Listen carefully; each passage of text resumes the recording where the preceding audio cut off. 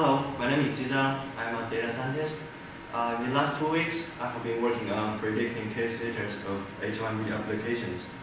I'm interested in this project because for international students to work in US, they have to get a job offer from company that sponsor H1B and then file the H1B application. But there is still a chance that this application will be rejected. So my objective is to predict the status of H1B application based on the H1B application metadata, and also see what's the important features that influence this result. H1B application data are public access through our government website. I mainly focus on data from 2016 and 2017. Here are the data science tools I use for data visualization and feature engineering. I use sklearn for the model building and Amazon EC2 for the final prediction. You may wonder what's the probability to get rejected. In 2017, there are more than 500,000 cases, and there are around 8,000 cases rejected. The rejection rate is only 1.38%, which makes this prediction challenging, because it may not be easy to catch this red fish in such big pool of fishes. Now let's look at the data first. We have totally 51 features in the data, including employer information, job information, employment, and wage information. Here I just show you 2 example features. The first one is H1B dependent.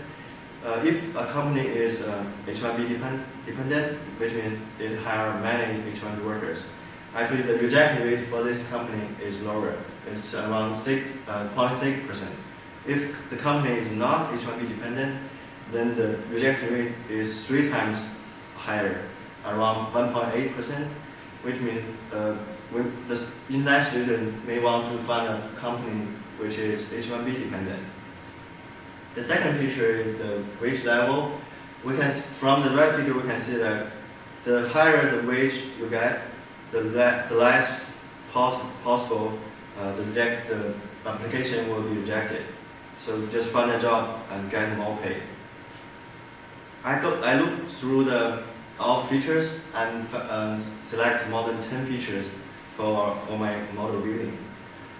I use the gradient boost classifier, but initially the prediction is not good. I cannot even predict single one correct rejection. And then I add 2 new features, which are rejection rate for each employer and rejection rate for each occupation. I calculated the rejection rate from 2016 data and then apply them to our 2017 prediction. And here is our my prediction score. This is the RC curve. We can consider the red line as a baseline, which is equivalent to random guess. And the blue curve is my actual prediction. Ideally, we want this blue curve to cover the area as much as possible, so that to avoid wrong prediction. And the curve we have in the figure cover 75% of the area.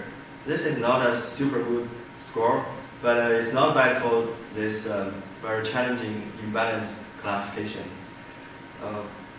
I did find 2 works done by data science students on similar work, but on very old H1B data. They have pretty good score, but when I go through the data, their work, I found when they make the features, they use the information from text, which is data leakage.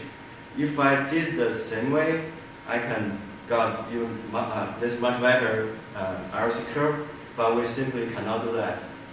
As data scientists, we just cannot allow data leakage to happen. And before I finish my presentation, I would like to share you one interesting observation from my work. I calculated the rejection rate for applications with university in their employer name or with scientists in their occupation name. I assume for those applications that rejection rate will be small, but surprisingly, for the years in 2015 to 2017, all the 2 cases with university and scientists in the application, the rejection rate are higher than the average rejection rate for that year. This is not what we can expect. Finally, this is my contact information. If you have any question about H1B application or any question on my project, thank you.